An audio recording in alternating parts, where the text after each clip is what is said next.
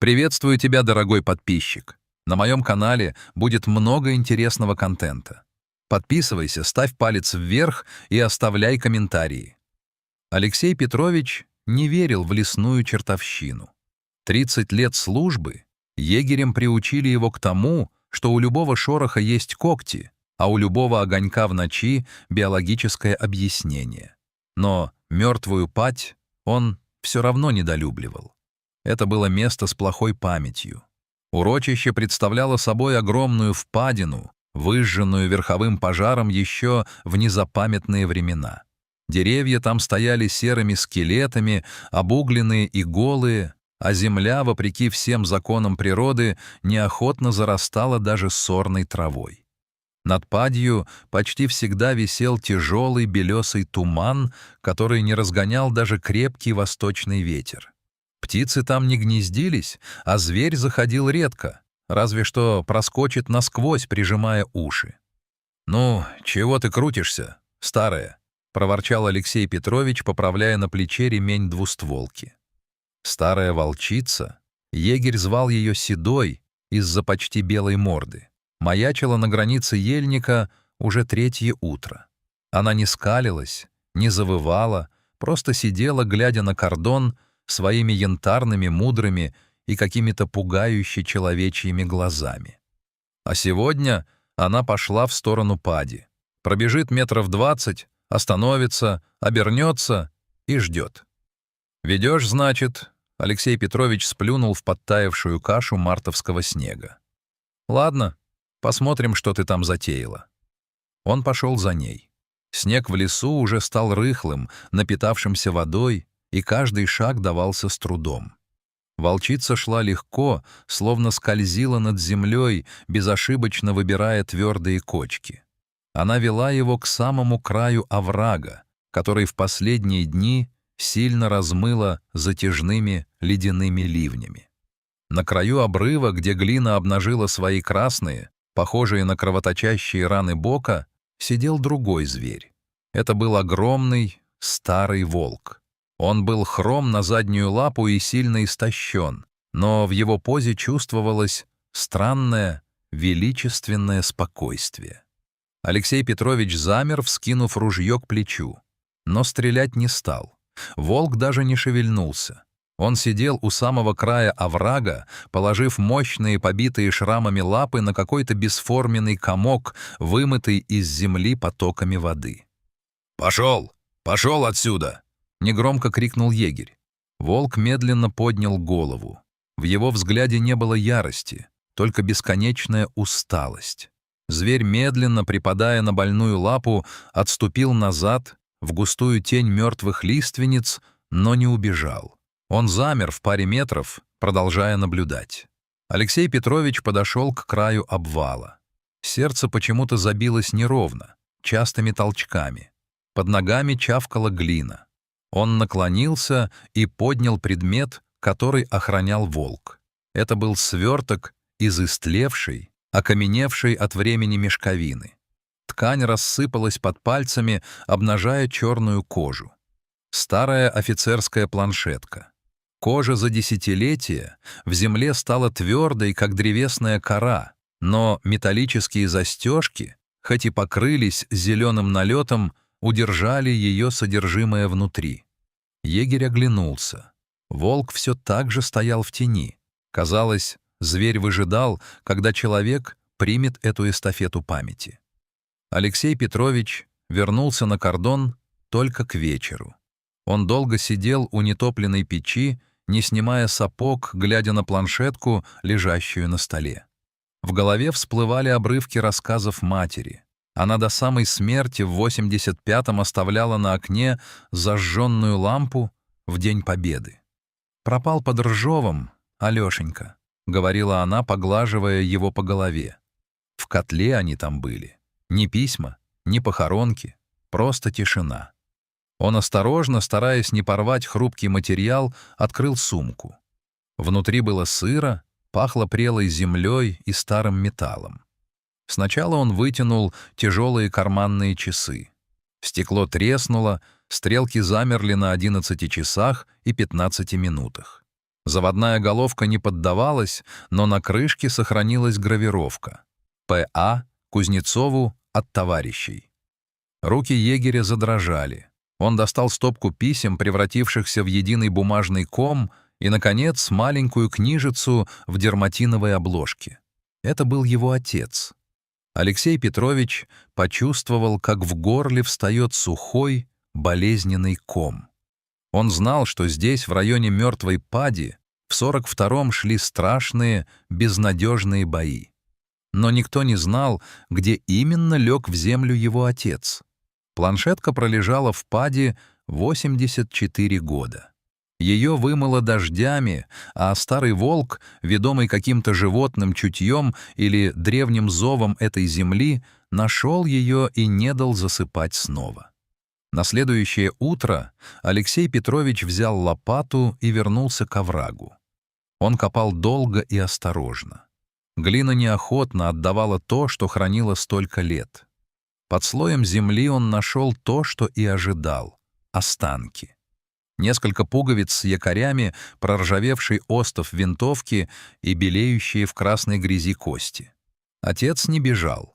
Судя по расположению гильз, он принял здесь свой последний бой, прикрывая отход или просто не желая оставлять этот безымянный клочок леса. Егерь похоронил его здесь же, на возвышении, куда не доходила вода. Он соорудил небольшой холмик и поставил простой крест из 2 стволов молодой березы. Когда работа была закончена, Алексей Петрович опустился на колени. Туман над Падью начал рассеиваться. Впервые за многие годы это место не казалось ему враждебным.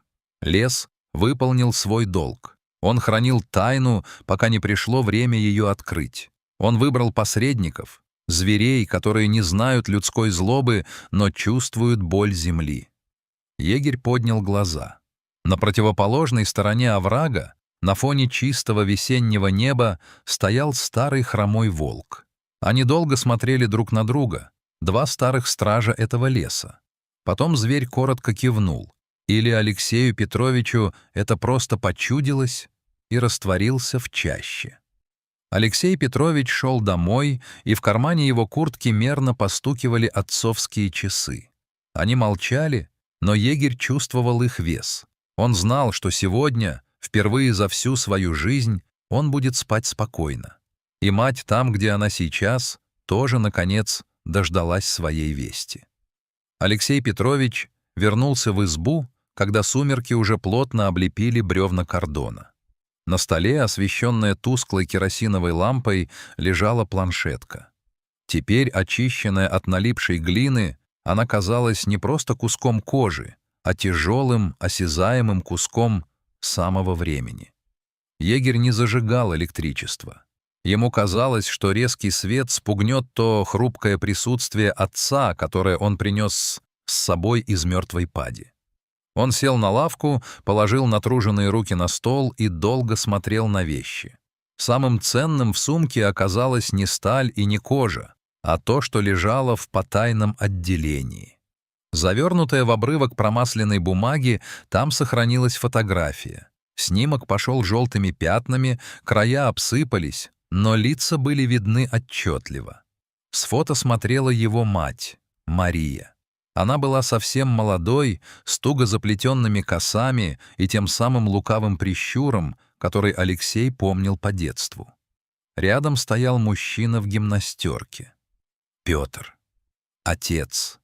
Алексей Петрович поднес снимок к глазам и вздрогнул.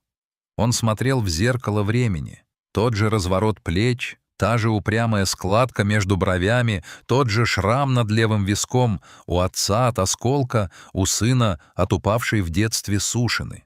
«Ну, здравствуй, батя», — прошептал егерь. Голос прозвучал хрипло в пустой комнате. Он начал разбирать письма. Бумага была похожа на крылья бабочки. Тронешь неосторожно и рассыплется в пыль. Но карандаш в 42-м году давили крепко. «Машенька, родная моя, пишу тебе из лесов, названия которых и на карте-то нет. Тут туманы такие, что руку протянешь, и пальцев не видать. Но ты не бойся за меня. Мы тут как волки, и спим в полглаза, и землю чуем.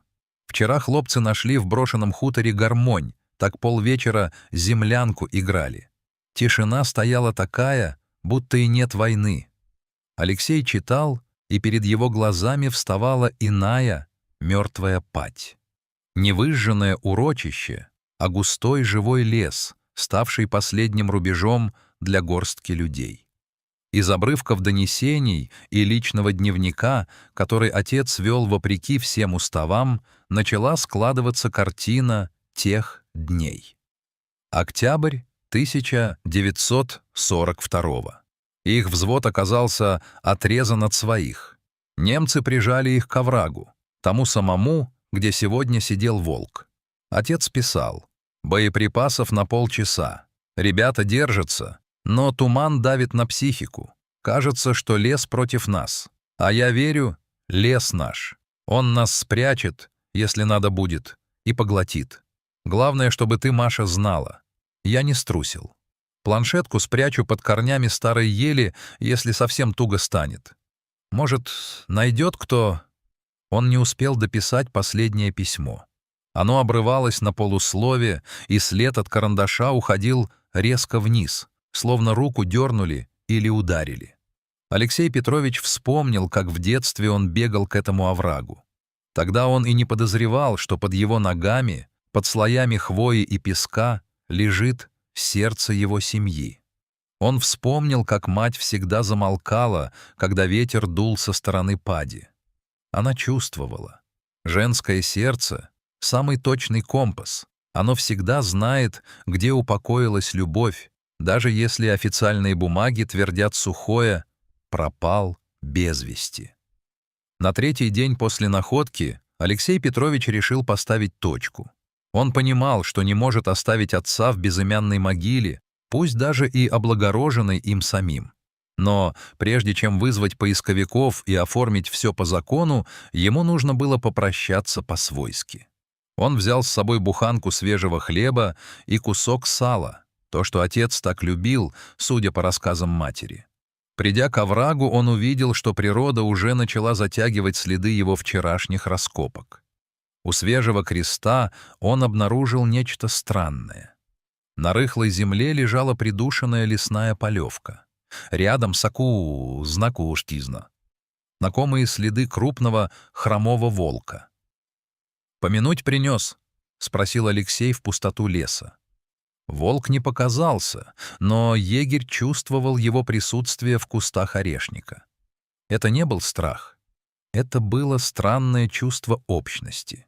Дикий зверь и человек, оба посидевшие в этих лесах, оба знающие цену жизни и смерти, стояли на страже памяти. Алексей Петрович положил хлеб на холмик. «Спасибо тебе, Серый. Уж не знаю, почему ты его выбрал. Может, запах кожи его сумки за столько лет стал частью леса? А может, душа его за столько лет с вашей породой сроднилась?